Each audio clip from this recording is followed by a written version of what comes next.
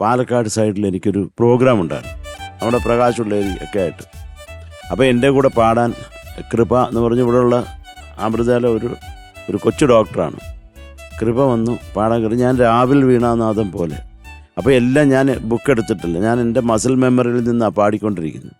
അപ്പം ഇത് കയറി എൻ്റെ ഈ ആവണി മാസമായി കായൽ തിരകൾ ഇളകി ആർത്ത് നിന്നും ചരിവ് പൂ അണിഞ്ഞു പോയി എന്ന് പാടിക്കഴിഞ്ഞിട്ട് ഇത് തുടങ്ങി.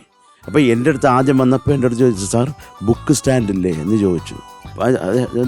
നോട്ട് സ്റ്റാൻഡ് ഇല്ല എന്ന് ചോദിച്ചു. ഞാൻ പറഞ്ഞു നോട്ടേ ഇല്ല, പിന്നെ എന്തോന്ന് സ്റ്റാൻഡ് എന്ന് പറഞ്ഞപ്പോൾ ഈ ബുക്ക് മുടക്കി കക്ഷത്തി വെച്ചത് അത് വരി മറന്നു പോയിട്ട് അവളങ്ങ് എഴുതാൻ തുടങ്ങി സ്വന്തമായിട്ട്. കണ്ണാടി ചെപ്പിനുള്ളിൽ മീൻ വീണ് ചത്തത് അറിഞ്ഞോ പറഞ്ഞിട്ട്, എനിക്കാണെങ്കിൽ ഇവള് കറക്റ്റായിട്ട് പാടിയാലും എനിക്കത് അടുത്ത കണക്ഷൻ കിട്ടത്തുള്ളൂ.